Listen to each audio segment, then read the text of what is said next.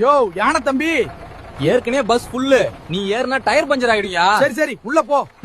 ஆனா ஒரு ஆளுக்கு 2 டிக்கெட் எடுக்கணும். யோ புலி, காலையிலே 500 ரூபாய் நீட்டுற, 5 ரூபாய் டிக்கெட்டுக்கு என்கிட்ட சில்லற இல்ல. பேசாம ஓடி போய் கடையில மாத்திட்டு வா. நீ ஓடுற வேகத்துக்கு 2 நிமிஷத்துல போயிட்டு வந்துடலாமே. ஏமா உன் பவுச்சு உள்ள யாரு எட்டி பாக்குறது? உன் பையனா சின்ன பையனா இருந்தாலும் ஹாஃப் டிக்கெட் எடுக்கணும். உள்ள மறைச்சு வச்சா தெரியாதுன்னு நினைச்சியா? டிக்கெட் எடுமா. டேய் அனில் குஞ்சு, நீ ஜன்னல் கம்பி மேல உட்காந்துக்கோ, அவனை சீட்ல உட்கார விடு. சும்மா கீச்சு கீச்சுன்னு கத்திக்கிட்டு கர்சீப் போட்டா பஸ்ஸே உனக்கு சொந்தமாயிடுமா?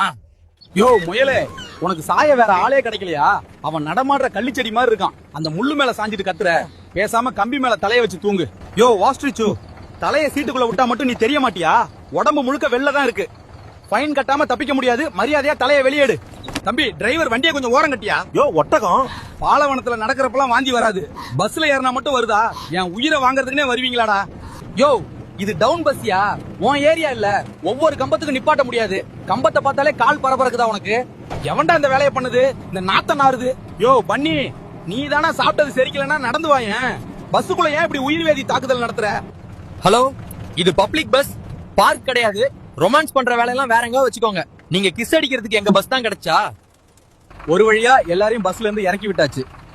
இந்த வீடியோ பிடிச்சிருந்தா பேஜ் லைக் பண்ணுங்க, உங்க ஃப்ரெண்ட்ஸ் எல்லாருக்கும் வீடியோவை ஷேர் பண்ணுங்க.